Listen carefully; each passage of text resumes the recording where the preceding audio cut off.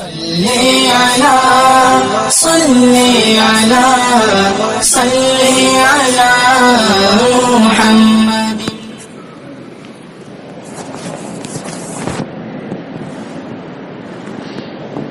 السلام علیکم ورحمۃ اللہ وبرکاتہ. نحمده ونصلي على رسوله الكريم. اما بعد فاعوذ بالله من الشیطان الرجیم. بسم اللہ الرحمن الرحیم. وعاشروهن بالمعروف. صدق اللہ مولانا العظیم. اللهم صل على سيدنا نبينا مولانا محمد وعلى آل سيدنا نبينا مولانا محمد وبارك وسلم. پوری ادب کے ساتھ، احترام کے ساتھ، اخلاص کے ساتھ، پیار کے ساتھ، محبت کے ساتھ ایک مرتبہ درود شریف پڑھ لیں.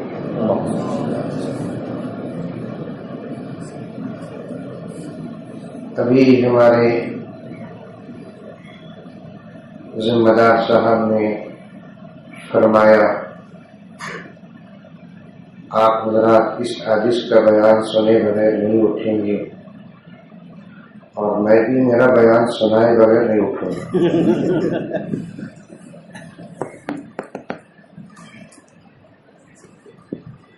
اس لیے کہ ایسے موقع لاکھوں کروڑوں روپے خرچ کرنے کے بعد بھی حاصل نہیں ہوتے. چاول کی سعادت ہے، جس پر نظر پڑ رہی ہے وہ کہیں عالم نظر آ رہا ہے، کہیں حافظ نظر آ رہا ہے.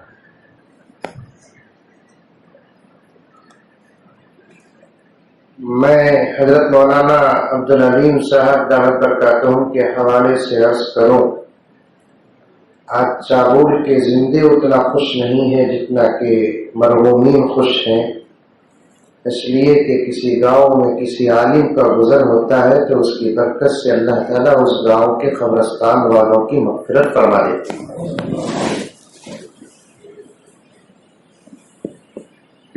شادی ہونا چاہیے. جیسے میں نہیں اٹھوں گا، آپ نہیں اٹھیں گے تو حافظ سید مصباح الدین بھی ان کا نکاح نہیں ہوئے تو نہیں اٹھتے ہوں گے. 5-10-15 منٹ اگر آگے پیچھے ہو گیا تو کوئی طوفان آنے والا بھی نہیں ہے. میں بڑے ادب کے ساتھ اجازت لیتے ہوئے اپنی بات کا آغاز کرتا ہوں.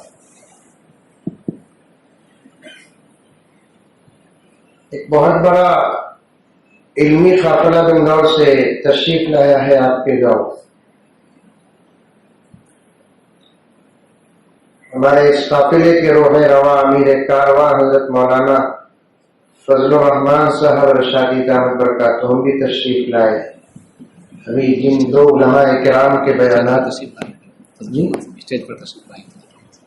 بار بار بیٹھ جاؤ نا، آپ بہت بے قرار ہو رہے ہیں، بیٹھ جاؤ.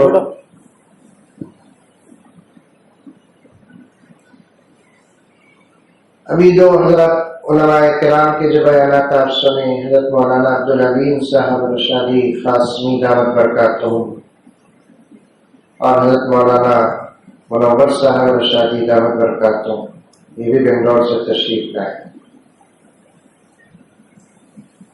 خاندان شاہ ابو سعود علیہ الرحمہ کے شجری کی ایک شخصیت حضرت مولانا خلیق الرحمان صاحب رشادی دامت برکاتہم بھی تشریف لائے. یہ تو بنگلور سے آنے والا قافلہ، اور یہاں کثیر تعداد میں حضرات علماء کرام بیٹھے ہوئے ہیں. مالدار جب شادی کرتا ہے تو چاہتا ہے کہ اس کے کاروبار سے تعلق رکھنے والے جتنے لوگ ہیں بڑے بڑے آ جائیں، جو کہ نوشہ علم سے تعلق رکھتے ہیں. ان کی خواہش بھی ہوئی کہ ان کے نکاح میں جہاں تک ہو سکے حضرات علماء کرام تشریف لائیں. اللہ تعالیٰ ان کے اس نکاح کو قبول فرمائے، برکتیں عطا فرمائے، محبتیں عطا فرمائے. اہم اور قیمتی باتیں تو حضرات علماء بتا دیے. ایک چیز ہے عبادت، صرف عبادت، ضرورت نہیں. سمجھ میں آ رہی ہے بات؟ سمجھیں گے انشاءاللہ، ہاں کوشش کریں گے. یہ توجہ پوری بریانی میں رہیں گی. ایک چیز ہے صرف عبادت، ضرورت نہیں ہو، ایک چیز ہے عبادت بھی ضرورت بھی۔ نماز صرف عبادت ہے، ضرورت نہیں۔ روزہ صرف عبادت ہے، ضرورت نہیں۔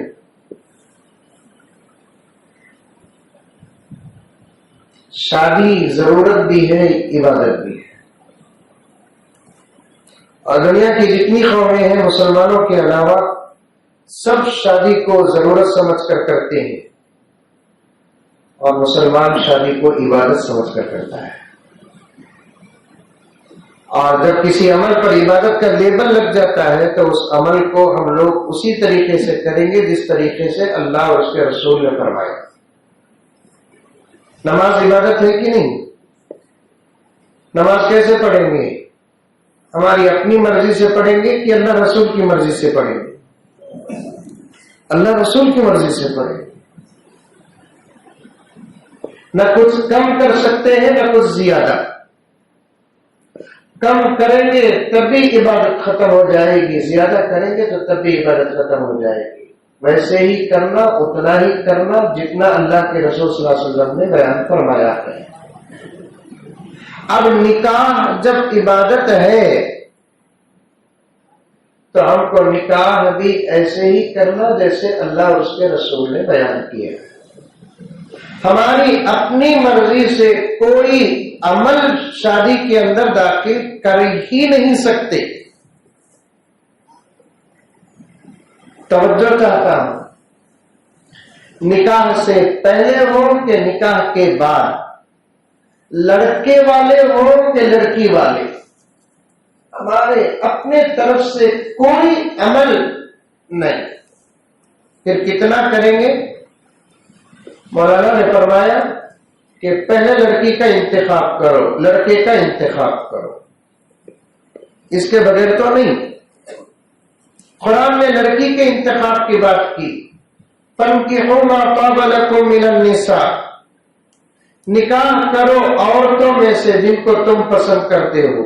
جتنے علماء یہاں بیٹھے ان تمام کے حوالے سے میں عرض کرنا چاہتا ہوں، نکاح تو عورتوں ہی سے ہوتا ہے، تو پھر قرآن نے عورتوں کا ذکر کیوں کیا؟ سوال پیدا ہو رہا آ رہا ہے ذہن میں؟ بھائی نکاح کرو یہ بول ڈالے تو ہوگا، بھائی عورتوں سے نکاح کرو، یہ عورتوں کا ذکر زیادہ ہو گیا، اور قرآن خواہ کسی لفظ کو زیادہ کر کے بیان نہیں کرتا۔ فَانْكِحُوا مَا طَابَ لَكُم مِّنَ النِّسَاءِ، نکاح کرو تم عورتوں میں سے۔ قربان جاؤ قرآن پاک پر۔ ایک دور ایسا بھی آنے والا جس میں مرد مرد نکاح کریں گے، عورتیں عورتیں نکاح کریں گی۔ اس خیال کو ختم کرنے کے لیے اللہ تعالیٰ نے عورتوں کا ذکر کر دیا۔ آج ہو رہا ہے، دنیا میں نہیں ہو رہا۔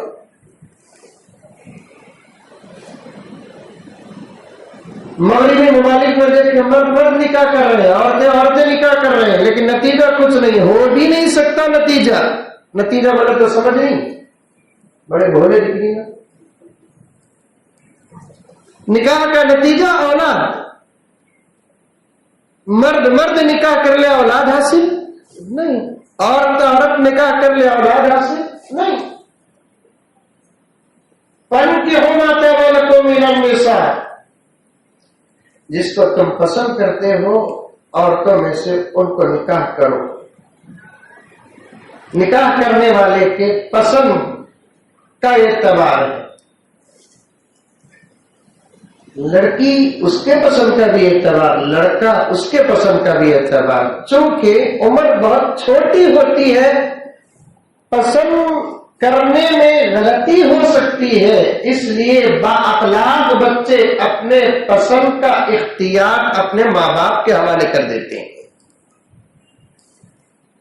کیونکہ پیدا ہونے سے لے کر 18، 20، 25 سال تک ہمارے تمام ضروریات میں ہمارے ماں باپ کے پسند کا دخل تھا، اور ایک اہم چیز جو ہماری زندگی کا ایک بہت بڑا حصہ ہے، وہ ایک چیز پسند ہم اپنی طرف سے کریں گے تو ضرور ٹھوکر کھا جائیں گے۔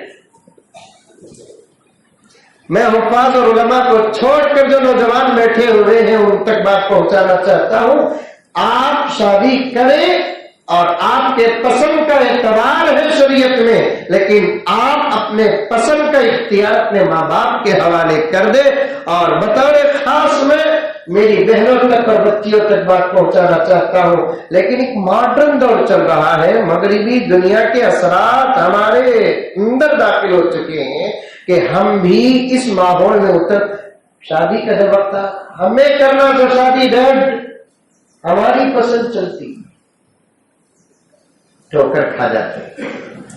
لڑکی کا انتخاب، پھر شادی کی تیاری، اور تیاری کا جہاں تک تعلق ہے سب تیاریاں لڑکے اور لڑکے والے کریں گے، لڑکی والے نہیں۔ لڑکی کا باپ تو صرف لڑکی کے رخصتی کا انتظام کرے گا اتنا، اس کے علاوہ اور کچھ نہیں۔ کپڑے کی ذمہ داری لڑکے کی، دعوت کی ذمہ داری لڑکے کی، نکاح کے اندر کچھ پیسہ لگتا ہے جس کا نام شریعت میں مہر ہے، اس کی ذمہ داری لڑکے کی۔ اور یہ تین چیزیں لڑکے کے اوپر ہے اور لڑکے کی طاقت کا اعتبار ہے۔ مہر اتنا ہی بنے گا جتنا لڑکے کی طاقت ہے، لاکھوں روپے مہر بنے گا نہیں۔ کپڑا بھی ویسا ہی لے کر آئے گا جتنی لڑکے کی طاقت ہے۔ حیدرآباد کے چار مینار روڈ کی 25,000 کا لاچھا لانے کی ضرورت نہیں، لڑکے کی تو طاقت ہے وہی۔ دعوت لڑکے کی طاقت کا اعتبار، طاقت ہے بکرے کاٹو، طاقت ہے گائے کاٹو، طاقت ہے انڈے سے کرو دعوت، پاپڑ تل کر دعوت کرو۔ جب شریعت لڑکے پر زیادہ بوجھ ڈالنا نہیں چاہتی اور کچھ کم ضبط نوجوان شریعت سے ہٹ کر لڑکی والوں پر بوجھ ڈالنا چاہتے ہیں، اس سے زیادہ افسوس کی بات کیا ہو سکتی؟ شادیوں کو، مولانا کے پیغام کو پھر دہراتے ہوئے عرض کرنا چاہتا ہوں، بہت سادی سیدھی شادیاں کریں گے انشاءاللہ۔ کون کون کریں گے؟ ہاتھ اٹھائیے بھائی، جن کی نہیں ہوئی انہیں اٹھاؤ۔ ہوگے سرمیاں بھی ہاتھ اٹھائیں گے تو پھر چابول سے ہمارے کار میں نہیں جائیں گے، ہمارے جنازے جائیں گے۔ دوسری بات یہ ہے، نوشا کو بطور خاص، وہ بھی الحمدللہ حافظ اور عالم ہے، ان سے بھی اساتذہ کے حوالے سے عرض کروں اور آپ حضرات بھی سن لیں، شادی کرنا کمال نہیں، شادی کے بعد کی زندگی کو نبھانا کمال ہے۔ نوشا آپ عالم ہیں، الحمدللہ حافظ ہیں، آپ جس گھر کے داماد بننے والے ہیں، آئندہ چل کر وہ گھر پورے گاؤں میں چرچا کرے، داماد ہو تو عالم ہو۔ کیونکہ ہمارے گھر میں داماد بن کر نہیں آتا، بلکہ ہمارے گھر داماد بیٹا بن کر آتا ہے، اور ہے بھی بیٹا چنا انہیں، داماد ہے بیٹا، ایک مزید رشتہ ہوا ہے، بیٹی کا شوہر داماد ہے لیکن رشتے میں بیٹا ہے، بیٹے کی بیوی بہو ہے بیٹی وہ، اسی لیے تو نکاح حرام ہے۔ جیسے بیٹے سے نکاح نہیں کر سکتے ویسے بہو سے بھی، بیٹی سے نکاح نہیں کر سکتے ویسے بہو سے بھی نکاح نہیں کر سکتے، جیسے بیٹے سے نکاح نہیں کر سکتے داماد سے بھی نکاح نہیں کر سکتے۔ برے اخلاق کا مظاہرہ ساس کے گھر میں ہو۔ آج کل ہمارے معاشرے میں داماد کیسے معلوم؟ خود کے گھر کے اندر موسا، ساس کے گھر کے اندر پیو۔ گھر میں چائے پیا تو دودھ کم پانی زیادہ، सास के घर में चाह ऐसी रहना को उल्टी करी कभी गिरना नहीं कहते, कुत्ती गाड़ी। मुझे एक साहब पूछे, हजरत आप तकरीर में बोले क्या खाते भी दुआ है, क्या पिएते भी दुआ है। हाँ भाई, पानी पीने की दुआ है भाई, दूध पीने की दुआ है भाई, तो फिर चाय पीने की दुआ क्या है? अटकाया मुझे। और अल्हम्दुलिल्लाह हमें मौलवी साहब अटकते।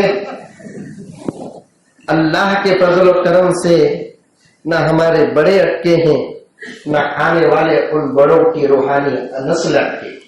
उलमा को आज तक कोई अटकाया नहीं है। मैं भी सोचा क्या बोलना। अल्लाह ताला जवाब दिया, मैं बोलिया मुख्तलिफ जवाब दिया। भाई चाक को पहले गौर से देख, पानी ज्यादा रहा पानी की दुआ पढ़, दूध ज्यादा रहा तो दूध की दुआ। और एक जवाब दिया, खुद के घर में चाय पिया तो पानी की दुआ पढ़, सास के घर में चाय पिया तो दूध की दुआ पढ़। सास के घर में गाड़ी जाना, सास के घर के अंदर अखलाक का मुजाहिरा हो। बाद नौजवान बतौर फक्र के कहते मैं सास के घर को जाता नहीं, बोलते नहीं, ज्यादा गए तो इज्जत गिर जाती, कहते सास के घर को जाता नहीं। क्यों नहीं जाते? मां का घर नहीं हो, बाप का घर नहीं। एक घर के अंदर 4 दामाद हो, एक ताजिर है, एक डॉक्टर है, एक लायर है, एक आलिम है, तो आलिम अपनी शान पूरी दिखा। जाना चाहिए सास के घर। मेरे वालिद ज़करिया साहब रहमतुल्लाह अलैह फरमाते हैं, हरमैन शरीफैन के बाद अगर कोई हरम है तो वो सास का घर एक। इतनी इज्जत मिलती सास के घर में, अल्लाह अकबर। कितना गिरा हुआ भी हो खानदान में, लेकिन सास के घर को चला गया तो ससुरा अटेंशन, सास अटेंशन, सब आओ आओ बोलना करते हैं, आओ आओ आओ आओ। सास भी निकल कर आओ, ससुरा भी निकल कर आओ, साला भी निकल कर आओ। जीजा जी क्या बोलते घोड़ी को, क्या बोलते? भाईजान बोलते। उत्तर वो एक ही लफ्ज किए। हमारे बेंगलुरु में मुख्तलिफ अल्फाज उलमा को उतने नहीं जितना घर के जवाई को। भाईजान, नफीस भैया, अनीस भैया, भोनई, जीजा जी, जीजू। भाईजान का तर्जुमा भी समझ में आया, नफीस भैया का तर्जुमा समझ में आया, अनीस भैया का तर्जुमा समझ में आया, बहन भाई का तर्जुमा तो है चलोहत में। भाईजान का तो प्यारे भाई, नफीस भैया का तो पाक भाई, नफीस पाक को बोलते, अनीस का तो दोस्त, बहन भाई का तो बहन का शौहर। जीजा जी को बहुत तलाश करे, मिला नहीं तर्जुमा। सोचा तो लिख लिया, जीजा जी असल में है ना शॉर्ट फॉर्म अजी, जाओ जी।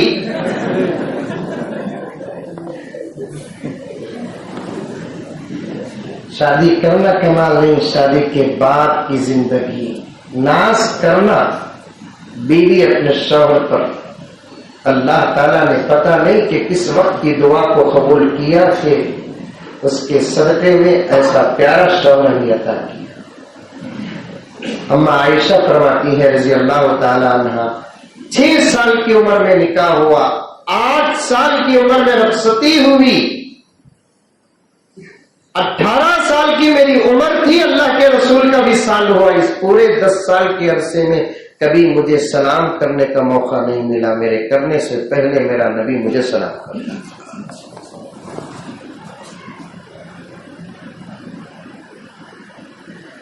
हमारा मिजाज है सारी दुनिया की तमाम बाहर की औरतों को नमस्ते, नमस्कार, गुड मॉर्निंग, गुड इवनिंग कहे, और हमारी अपनी शरीक हयात, शरीक दुनिया वल आखिरा, दुनिया में भी वही, आखिरत में भी वही। अल्हम्दुलिल्लाह,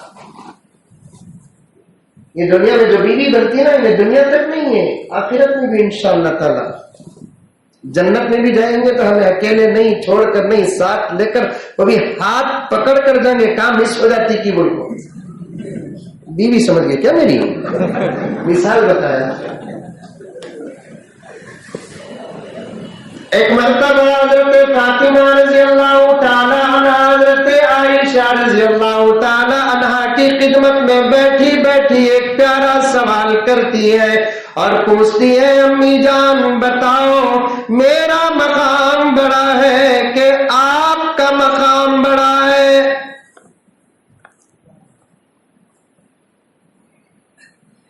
اما عائشہ سمجھ گئی جواب سن کر میری بیٹی کا دل ٹوٹ جائے گا.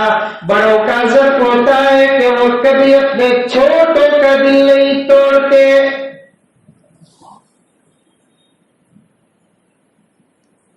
الٹا حضرت عائشہ نے حضرت فاطمہ سے کہا بیٹی تو ہی بتا کہ کس کا مقام بڑا ہے. حضرت فاطمہ نے کہا معصومانہ جواب اماں غور کرتی ہوں تو یوں پتا چلتا ہے کہ میرا مقام بڑا ہے اس لیے کہ میں نبی آخر الزماں کی بیٹی ہوں, آپ صدیق اکبر کی بیٹی ہیں.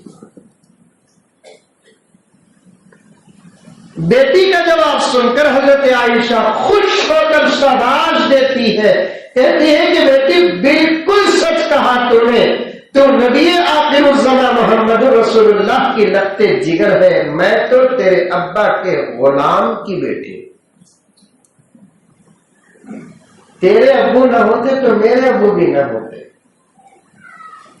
میرے ذہن میں بھی ایک جواب ہے بیٹی بولو امی. حضرت عائشہ نے کہا کہ بیٹی میں نے تیرے ابو سے سنا کہ حشر کے میدان میں اللہ تبارک و تعالیٰ کے حساب سے فارغ ہو کر بندے جب جنت کو جائیں گے تو ہر بیوی اپنے شوہر کا ہاتھ تھام کر جائے گی.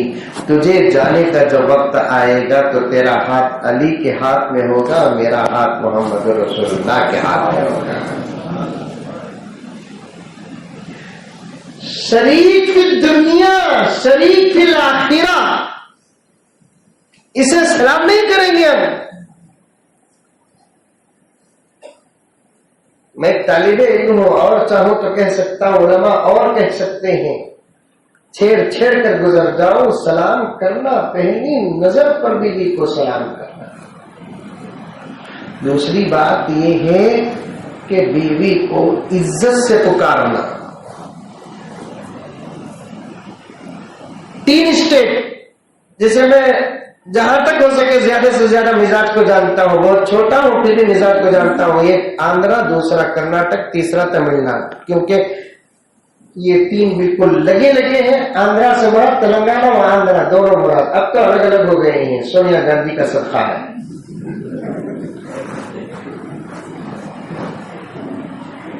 آندھرا سے پورا مراد لے لیں آپ, یہ تینوں اسٹیٹ کیونکہ جانا آنا ہوتا ہے. تمل ناڈو تو ہمارے آبا و اجداد کا اسٹیٹ ہے. اب اس وقت ہم لوگ کرناٹک میں رہتے ہیں, حضرت والا کے ساتھ کرناٹک کے مختلف علاقوں میں سفر بھی ہوتا ہے, آندھرا بھی آتا رہتا.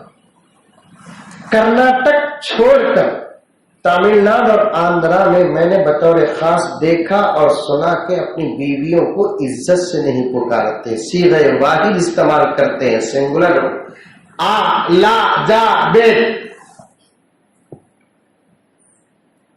یہ علماء میری تصحیح کریں گے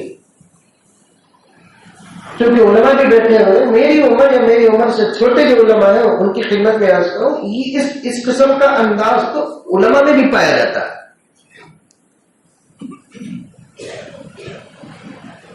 حضرت حکیم الملت امیر شریعت مفتی شبلی صاحب علی رحمہ فرماتے ہیں کہ اردو بڑی مہذب زبان ہے, دوسری زبانوں میں جو ہے اپنی جگہ پر, اردو زبان میں آ اور آؤ میں بڑا فرق ہے, لا اور لاؤ میں بڑا فرق ہے, کھا اور کھاؤ میں بڑا فرق ہے. باہر کے تمام لوگوں کو عزت دیتے ہیں اور گھر کی بیوی کو پانی لا, کھانا لا, ادھر وہ اٹھا بولے تو کیا پورے دانتیں گر جاتے, کھا بولے تو کیا منہ کو لخوا مار ڈالتا. کھا اور کھا بولنے میں فرق کیا ہے؟ کھا بولیں گے کھا لے گی, کھاؤ بولیں گے محبت سے کھائے گی. عزت دو اپنے گھر کی عورت کو, بیوی کو عزت دو. یہاں تک میرے پاس بات پہنچی ہے، گھر کے بڑے اپنے چھوٹوں کو یہ سبق دیتے ہیں کہ بیوی کو کبھی عزت سے پکارنے کو. چاول میں ساس ہے نہیں ہے، ساس کا نہیں ہے، بیٹا اس کی اماں ساس، بیٹا شادی ہو کو 90 میں اگر بیوی کو آؤ جی ادھر جاؤ جی کھا لے کیا جی، ساس کو کھانسی، بیٹا پوچھتا کیما کھانسی، کیا بھی نہیں رہے کیما کھانسی، کیا دونوں کو بڑی عزت دے رہا ہے، کیما کیا ماں کرے، جوتے اٹھا کو سر میں رکھیا کیا نہیں، ماں آؤ جاؤ کھاؤ بول رہا ہے، نہیں تو کیسا ماں بولنا، تیرا بابا مجھے کیسا پکارے گی تو بھی ویسا پکار.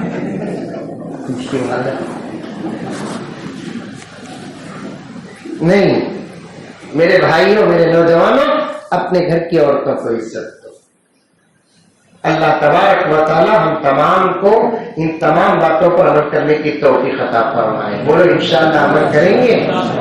کبھی موقع مل گیا علماء کو بلا کر معاشرتی زندگی کو سنے، آپ اس پر عمل کریں. باہر اچھے رہنا کمال نہیں، گھر کے اندر اچھے رہنا کمال ہے.